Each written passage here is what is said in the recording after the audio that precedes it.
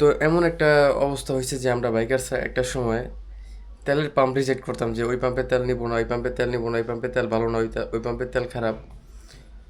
তো এমন একটা অবস্থায় আমরা এসে পড়ছি যে বাইকার্সরা যে আমাদের রিজেক্ট করতে হয় না, যে আমরা যদি রাস্তায়ও তেল পাই ওই ক্ষেত্রে আমাদের নিয়ে বাইকটা চালাতে হয়। আমরা একটা সময় যেসব পাম্পকে রিজেক্ট করতাম এখন ওইসব পাম্প আমাদেরকে রিজেক্ট করে। Hey everyone, this is Mustakim and welcome back to my YouTube channel Mustakim thoughts. তো আই হোপ সবাই ভালো আছেন। আজকে ছোট্ট একটা মেসেজ দেওয়ার জন্য আপনাদের মাঝে আসলাম। এখনই যদি সাবধান না হন তাহলে আপনার বাইক শেষ। তো এই কথাটা কেন বললাম বিশ্লেষণ করি। এটা হচ্ছে, এখন কিছুদিন যাবৎ আমরা বাইকার্সরা বিভিন্ন সিরিয়ালে দ্বারা দীর্ঘ লাইন দীর্ঘ রাত পেরিয়ে আমরা অকটেন পাইছি, তারপর অকটেনের দাম বাড়ানো হয়। এখন 140 টাকা করে অকটেন, তাও অনেক জায়গায় অ্যাভেলেবেল না, সাভারের মধ্যে অ্যাভেলেবেল না, হঠাৎ হঠাৎ অকটেন দেয়। তাও অনেকে যেতে যেতে শেষ, যাদের বাসা দূরে পাম্প পর্যন্ত যেতে যেতেই যে দেখে যে অকটেন দেওয়া শেষ। তো এই অকটেনের এত বড় সিন্ডিকেটের মধ্যে যখন তারা তেল দেওয়া হয়েছিল 100 টাকার, 200 টাকার, অনেক ক্ষেত্রে অনেক জায়গায় 500 টাকার দেওয়া হয়েছে, তো ওই ক্ষেত্রে তারা অনেক ব্যবসায়ী, অসাধু ব্যবসায়ীরা তারা অকটেনের সাথে অনেক ধরনের কেমিক্যাল ইউজ করছে। ইথানল 20%-এর বেশি যদি ইউজ করা হয় তাহলে সেই ক্ষেত্রে আমাদের বাইকের যে ট্যাঙ্ক ওইটাতে মরিচা ধরে। তো এমন একটা অবস্থা হয়েছে যে আমরা বাইকার্সরা একটা সময় তেলের পাম্প রিজেক্ট করতাম যে ওই পাম্পের তেল নিবো না, ওই পাম্পের তেল নিবো না, ওই পাম্পের তেল ভালো না, ওই পাম্পের তেল খারাপ। তো এমন একটা অবস্থায় আমরা এসে পড়ছি যে বাইকার্সরা যে আমাদের রিজেক্ট করতে হয় না, যে আমরা যদি রাস্তায়ও তেল পাই ওই ক্ষেত্রে আমাদের নিয়ে বাইকটা চালাতে হয়। আমরা একটা সময় যেসব পাম্পকে রিজেক্ট করতাম এখন ওইসব পাম্প আমাদেরকে রিজেক্ট করে। আমরা পাম্পের সামনে গেলেই বলে যে অকটেন নাই, যান যান যান, আরও কত কিছু।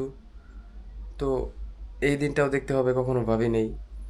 তো অকটেনের সমস্যা চলারত অবস্থাতেই এখন আবার সমস্যা শুরু হয়েছে বিদ্যুতের। অনেকে অফিস করে বাসায় এসে রেস্ট নিতে পারে না, অনেকে আবার নাইট ডিউটি করে ডেতে ঘুমাতে পারে না, ডেতে যারা ডিউটি করে তারা নাইটে ঘুমাতে পারে না, এমন একটা অবস্থা। তো আমরা যে এলাকাতে থাকি এই এলাকাতে এমন একটা দিন গেছে যে 24 ঘন্টা কারেন্ট ছিল না। এই অবস্থাতে মানুষ কত কষ্ট করেছিল। তো যাই হোক, আমাদের এই অকটেনের সাথে যখন ভেজাল মিশানো থাকে তো শুধু ট্যাঙ্কেই ক্ষতি হয় না, আরও বিভিন্ন ধরনের ক্ষতি হয়। যেমন আমাদের বাইকের যে পিস্টন চলে যায়, আমাদের ফুয়েল পাম্প ঠিক মতো সার্ভ করতে পারে না ইঞ্জিনে অকটেন। লিকুইড যেটা ইউজ করেন, যেই ফুয়েলে আপনারা ইউজ করেন না কেন, যদি ওইটাতে ভেজাল থাকে আপনার ট্যাঙ্কে ক্ষতি হবে, আপনার ইঞ্জিনে ক্ষতি হবে, ঠিক মতো পাওয়ার পাবে না। ওই অবস্থাতে যদি দীর্ঘদিন বাইক চালান তাহলে পিস্টন নষ্ট হয়ে যাবে, বাইক থেকে কালা ধোঁয়া বের হবে, তারপর হচ্ছে বাইক পরিপূর্ণ পাওয়ার পাবে না, আপনি ঠিকমতো মাইলেজ পাবেন না, বাইকের অল্প বয়সে বাইকের ইঞ্জিন সিজ করবে। তো এই টপিক নিয়ে আলোচনার কারণ হচ্ছে যে এক পরিচিত বড় ভাই, আমার অফিসেরই কলিগ বলতে পারেন, তো এই দুর্যোগকালীন সময়ে সে বাইরের অকটেন বেশি ইউজ করছে, তার বাইকের বয়সও বেশি না, 4V ইউজার, বেশি ওল্ড মডেলও না বাইকের।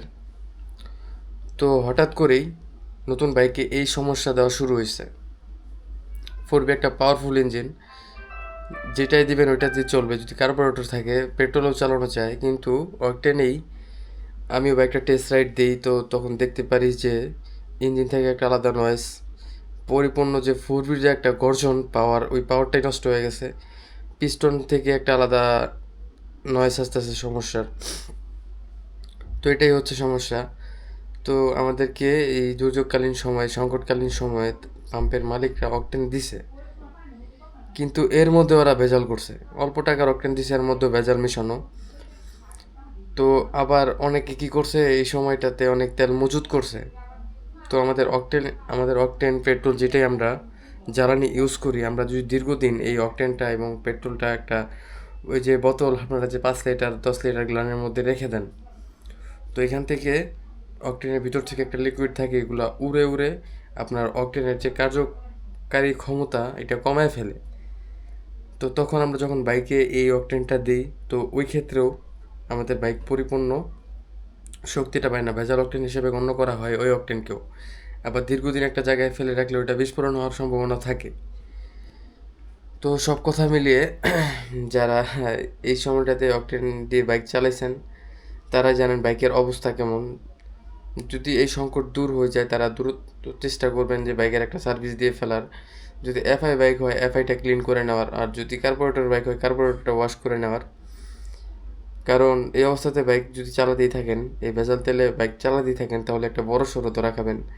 ইঞ্জিন যে কোনো সময় সিজ করতে পারে, এমনও হতে পারে। তো আমি এর মাঝেই একদিন অকটেন নিতে যাই, যারা আমার লাস্ট ব্লগটা দেখছেন তারাই জানেন। তো অকটেন নিতে যাই, এত ভিড়, প্রায় 500+ বাইক ছিল ওইখানে। তো ওইখানে V3 আরও স্পোর্টস বাইক ক্যাটাগরি, আবার 100 সিসির গাড়ি অনেক ছিল। আমি যেই লাইনে ছিলাম ওই লাইনে 100 সিসির বাইক বেশি ছিল। তো এই ক্ষেত্রে আমার বাইকেও কিছু সিঙ্গেল স্ক্র্যাচ খায়, বা লাইনে দাঁড়ানোর সময় একজন পাগলা হয়ে যায় যে সামনে কীভাবে যাওয়া যায়। কোনো সোজা লাইন ছিল না, যে যেদিক দিয়ে পারে ঢুকতেছে, তো যে যেমনি পারে, যার বাইক পারে যেমনি পারে মারতেছিল। তো আমার বাইকেও ছোটোখাটো অনেক ক্ষতি হয়। তারপর আমি ডিসিশন নিই যে 200 টাকার তেলের জন্য 2000 টাকার ক্ষতি যদি হয়ে যায় তখন তো আরও ঝামেলা। তো শখের জিনিস। তো পিছনে প্রায় অনেক গাড়ি ছিল, প্রায় তাও 50-60টা গাড়ি ছিল। তো এগুলোকে আবার সাইড করে আমি বের হয়ে চলে আসি অকটেন না নিয়েই, কারণ বাইকের ক্ষতি করতে পারবো না। দরকার পড়লে বাইক কিছুদিন চালাবো না, কিন্তু বাইকের ক্ষতি করা যাবে না। ঠিক তেমনটাই আমি এই সময়টাতে অকটেন বেশি একটা, বাইরের অকটেন বেশি একটা নেওয়া হয় না। তো যখন সংকট শুরু হয় তো তখন 4 লিটার নিয়েছিলাম। তো এই অবস্থাতে আমি কিছুদিন চালাই, তারপর সংকট দেখা দেয়। তারপর পাম্প থেকে ঈদের আগে চাঁদ রাতের দিন, তো ওই সময় আমি একবার ট্যাঙ্ক ফুল করি। ওই অবস্থাতে চালাতে চালাতে কিছুদিন পর্যন্ত চলে, তারপরেও শেষ হয়। তারপর এক বড় ভাই থেকে 1 লিটার নিয়েছিলাম, এক বড় ভাই থেকে 1 লিটার নিই। ওই 1 লিটারে এখন পর্যন্ত চলতেছে আমার বাইক। তো এর মাঝে রমজান মাসে একবার 200 টাকার তেল নিয়েছিলাম একটা পাম্প থেকে, ওইরকম আহামরি পাওয়ার পাই নাই। এখন যে অকটেনটা ইউজ করতেছি, তো ভিডিও করার জন্য ফ্যান অফ করে রাখছি, জন্য প্রচুর ঘামতেছি। তো ছোট্ট একটা মেসেজ দিতে আসছিলাম, কেউ বাইকের ক্ষতি করেন না। যে পাম্পের তেল ঝামেলা, ওই পাম্পের তেল থেকে সবাই দূরে থাকেন। আর হচ্ছে 100 টাকার তেল নেবেন, এর মধ্যে যদি যদি 50 টাকারই ভেজাল থাকে, তা 50 টাকার তেলে আপনার বাইক কেমন চলবে এটাই ভাবেন, আর কেমন পারফরমেন্স দিবে এটা একটু ভাবেন, যাতে এফআই বাইক তারা এই সমস্ত ভেজাল তেল থেকে, খোলা তেল থেকে বিরত থাকেন। খুব বেশি প্রয়োজন না হলে বাইক থেকে দূরে থাকেন, বাইক ব্যবহার করা থেকে দূরে থাকেন আপাতত কিছুদিন।